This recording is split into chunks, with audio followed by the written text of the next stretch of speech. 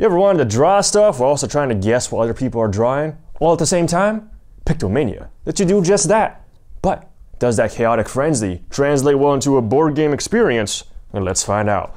Roll the intro. Ready, set, draw. What is this? Before we get started with the review, just want to point out that we got timestamps in the description below in case you want to jump to any particular section. Pictomania is a drawing game for 3 to 6 players that takes 20 to 40 minutes to play. The goal of this game is to quickly draw good drawings while also correctly guessing other players' drawings as quickly as possible from a list of stuff at the end of the table. Pictomania takes place over the course of 4 rounds and generally rewards you for being the quickest to correctly guess other players' drawings as well as receive as many correct guesses on your drawing as well. Oh yeah, also this game is designed by the same guy who made Codenames, so expect to see his style of throwing a whole bunch of info and stuff at you during gameplay. Let's see what you get inside a game of a Pictomania. By the way, this is the 2nd edition we got here, so if this looks different from a Pictomania you're familiar with, that's because the other one's 1st edition. Bada-ba-bing, what's inside the box? Look at that. Oh, that's a rule book. Every game has one of these. Actually, this rule book's pretty big for a drawing game, and this is a bunch of scoring tokens. So there's like 7 different colors in here. The black ones are for neutral points, and all the colored ones are just for the players to pick. So we got a bunch of cards. So these cards are going to have the words, or the subjects, that you're going to be drawing during the game. Next up, the game's going to give you 6 pencils of different colors. They're not actually like colored pencils, they're just like legit, just different colors, but to sell just black lead. Also comes with this pencil sharpener. Very nice. And next up, we got a bunch of guessing cards of different colors. So this is how players are going to be guessing on other people's drawings. Oh, and there's also these black cards that are like your subject cards. So basically you get like 1 card of a number and 1 card of a letter. And that will tell you what word you are drawing from the cards. By the way, you're going to put the cards up on this little stand. So you're going to put 3 cards, got A, B, and C. And then lastly, you got all your paper to draw your beautiful, beautiful creations with. That's a lot of paper. And that's it for everything that comes in Pictomania. Quick little guide on how to play Pictomania. First, everyone's going to pick a color and they get their corresponding scoring tokens, guessing cards, and a pencil. Oh yeah, they also get a single sheet of paper from this booklet here. Yeah. Anyways, so with the single sheet of paper, I'm just going to go ahead and fold it down to half like this. So you make yourself this little booklet with 4 pages since the game has 4 rounds. And then next up, you're going to set aside some of your scoring tokens you have, depending on your player count, according to this chart on the rulebook in page 4. Next, put up the card stand somewhere on the table where everyone can easily see it, and put up 3 green cards.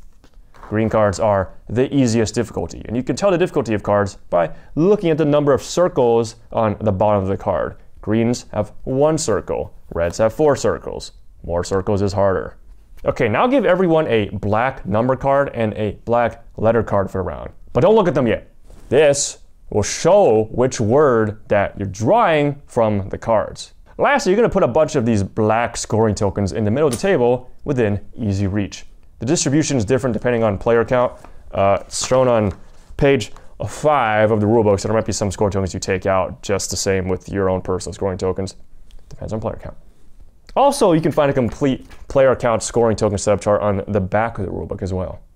Alright, now it's actually time to start playing the game. Give everyone some time to look at the cards and familiarize themselves with the words. Then, once everyone's ready, you're all going to flip over your black letter and number cards at the same time, and then start drawing your own words. So if you got B2, you're going to be drawing, at least in this example, a pear. But be careful with what you draw. You'll probably notice that there's going to be a bunch of similar words on the same card. The designers did this on purpose to fuck with you, so try to distinguish your drawing a little bit. Wow, that's actually pretty good. Great. Nice. I drew a pear. Oh, I'm not supposed to say the word though. Anyways. Once you're done drawing, you're allowed to start guessing other players' drawings with your number cards, regardless of if they're done or not. Turn your drawing around to face others to showcase this. To guess, just throw a number face down in front of a player. Oh yeah, also once you actually make a guess, that's the point of no return. You can't edit your drawing anymore. If someone else's guess is already there, just stack your guess on top of theirs. The order does matter because you get more points for correct early guesses. Also, you don't have to make a guess on everyone's drawings if you don't want to. If you feel like you're done guessing, you take one of those black scoring tokens in the middle to show that you're done drawing and guessing. You can take anyone you want. You probably want the bigger numbers, but it does count as negative points if you have the most incorrect guesses at the table. So don't rush those guesses.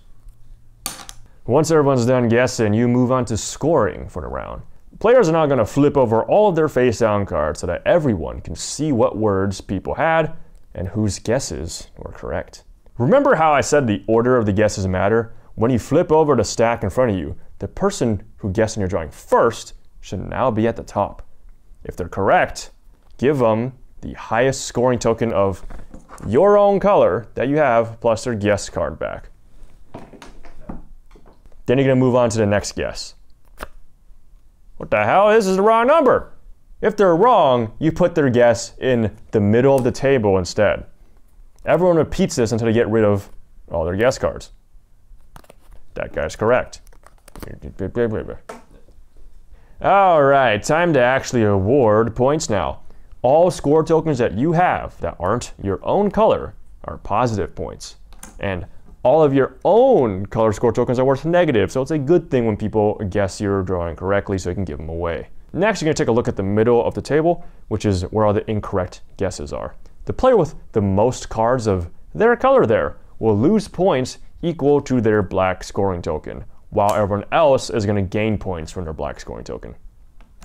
If there's a tie for most incorrect guesses, none of the tied players lose points and will gain them as normal. Also, if no one correctly guessed your word at all, and easy way to tell is if you still have all of your own scoring tokens, you return your black scoring token to the middle so that it doesn't give you points. Ignore this if it was negative points, so you can't use this to cheat your way out of the punishment for having the most wrong guesses. This is 7 points because I have 3 plus 3 plus 2 for positive points, which is 8, minus 1 negative point because I didn't get rid of one of my own colors. Once you tally up your score for the round, write it down on the star in the corner of that round's drawing. Repeat this gameplay loop until you've played 4 rounds and see who had the most points. Oh yeah, you can also fold the paper like this to see all of your numbers from all 4 rounds, and you can write the total on the biggest star right there. Also, the rulebook encourages you to go up a difficulty level for each round, so that you go from green to yellow to orange and then red. All right, time to actually review Pictomania. We're going to give you what we think are the pros and cons, starting with the pros first. All right, first up, the guy who made Pictomania is the same guy who made Codenames, Vlaada Chvátil. I don't know how to say his name. He's a straight baller, though. Love him. All right, but he loves to just throw a shitload of words both at you and in the game. There's straight up 1,386 words split among 99 double-sided cards. These cards have 7 words on each side. Not to mention all the different permutations those words can show up in. That is absolutely bonkers and basically translates to endless replayability for most intents and purposes. Also, all the cards will have very similar words on them, which can easily confuse people, which forces your drawings to have to be either more detailed or creative. So you definitely have to be on your toes at all times when drawing and guessing. Next, it's easy to scale your difficulty. If you're playing with a bunch of kids, stick with green and yellow cards. Want to be a bunch of mad lads with galaxy brains? Go big with a bunch of oranges and reds. Pictomania offers a highly customizable experience for whatever your needs and preferences are. The black scoring tokens are a really clever mechanic, allowing players to manage their risk and be a thrilling source of uncertainty when trying to quickly and accurately guess other players' drawings. You're super sure of yourself and guess the fastest, go ahead and take that 3-pointer. But if you want to play safe, you go ahead and take the 1-point token. It's a well-done layer of decision-making that adds an interesting twist, especially in harder difficulties when you're way more uncertain about what people are drawing. Speaking of drawing, you definitely don't have to be good at drawing to have fun in this game. And if you're creative and fast enough, you can definitely find very clever solutions. As an example, I was playing a game where my word on this card was invoice. And if you look at the rest of the words on this card, this almost looks impossible. So instead, I drew a picture of a guy opening his mouth because he was clearly talking, also ignore the carrot up there. And I drew an arrow pointing at his throat. trying to get people to connect the dots on in-voice. Haha. The arrow's literally in his voice, so yeah. 2 guys actually got it right, so I felt so big brain when I pulled that off because, oh my god, my drawing ability nor my intelligence is nowhere near. Whoa, hold on. What? What's up? Which one? You can't do that, dude. What? The rules like specifically say you can't do any weird wordplay stuff. It has to say the meaning of the word, not the form. What? Oh, so I just cheated? Yeah. And you see right here, all these like words and letters, you can't do any weird metagame stuff. It has to just be the meaning, so this is a pair. It means a frickin' pair. Oh. Well, I accidentally cheated and god fucking damn it. Never mind. Yeah, scratch the last pro. Drawing well and thinking fast absolutely gives you an advantage in harder difficulties. Crude drawings will serve you better on easier cards that are more object-based and less conceptual. How to bait viewers 101. We also appreciate the decision to make the word cards stand up vertically instead of having them lie flat on a table, since it makes it way easier for everyone to see and also makes the letters extremely clear.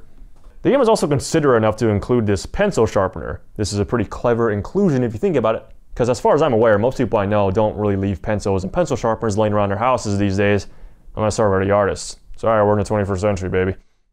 Alright, time to talk about what we think are cons. First up, we don't think this game plays that well with a more the merrier mindset. We like 4 players the best because it was easy to keep track of everything that was going on and pretty feasible to position everyone in a way where we can all see each other's drawings, grab points, look at the word cards, etc., etc. 5 is definitely doable, we just don't like it, but 6 players is actually a clusterfuck, and it actually makes the game super cluttered and annoying to keep track of unless you're all crammed together like sardines. You have to make sure everyone can reach each other's stuff and also have space in the middle. And so no matter what, with 6 players, somebody is going to be the furthest away from the word cards and they're going to be slower because of it. This brings us to the scoring system, which is another reason as to why this game is very annoying to deal with when there's more people. There's going to be so many arms reaching all over the place to constantly be passing and grabbing these tokens. Stop. See what I mean? The scoring system works and makes a lot of sense, but in practice ruins this game's ability to be a super accessible, casual party game. On top of that, it doesn't really reward players that well for being good artists. You can game the system by just rushing through your drawings so that like a minority of the table guesses you're drawing correctly, while you get to snag all the earliest guesses of everyone else's drawing since you were the one who finished drawing first. Which keeps you in good standing since no one else is going to be able to get a lot of points from guesses assuming you got most of yours correct. It doesn't really matter too much if you lose points from people not guessing your drawing because they don't get points from you either. So as long as you secure the 3-pointer black token and don't have the most incorrect guesses, and also as long as at least one person got 1 guess on your drawing, you will always be a top contender in points. Doing this also forces other players to take much longer trying to guess your drawing, which there's no punishment to you as the artist for. So this strategy may not even cost you points if players take the time to scrutinize your shitty drawing and eventually put in the correct guess. Also, this strategy definitely just ruins the spirit of what should be a fun, casual drawing game since it prevents other players from being able to just be artists and have fun with the game. Remember how we said you don't have to be that good at drawing to enjoy the game? Well, not having to rely on making good drawings makes it so that players can just really game the game, draw something really shitty, and just get to guessing. This is especially the case since other players failing to guess your drawing means less points for them, not just for you. The scoring system can definitely detract from the drawing experience. It makes us question why there even is a point system in this game, because it would be so much more accessible without it. I would be way more comfortable playing this game with family and kids if, instead of points, there's just a round winner from who had the most correct guesses in total, both on other players' drawings and other players guessing their own drawing, with ties broken by who had more earlier guesses. There's not really a reason for a full game to take 4 rounds. You can easily play with however many rounds you want, and then just see who won the most. I mean, sure, the intended way to play is in ascending difficulty each round, so that you can experience all 4 difficulties. But I will tell you right now that orange and red cards are actually horseshit, and there's no reason to play the normal way and force yourselves to do the harder difficulties if you don't want to. Then on top of that, there's 21 words on display, which is a lot of crap to keep track of all at once. That's definitely another reason why we'd be hesitant on bringing this out with family and kids. Last con that makes me reluctant to want to whip Pictomania out too often is how the fact that pencils and erasers leave smudges and shavings everywhere. Like, sure, it's easy to clean off, but I'd still rather not have to deal with that when I'm playing just board games, because it's fucking annoying. So if your primary board gaming location happens to be like at a dinner table, have fun with that. All right, Daniel, time to score Pictomania. So here at Shelfside, we rate games a little bit differently since we got two people behind the channel. First, we're going to give you the recommender score, which is how we try to evaluate the game as objectively as possible by weighing the aforementioned pros and cons.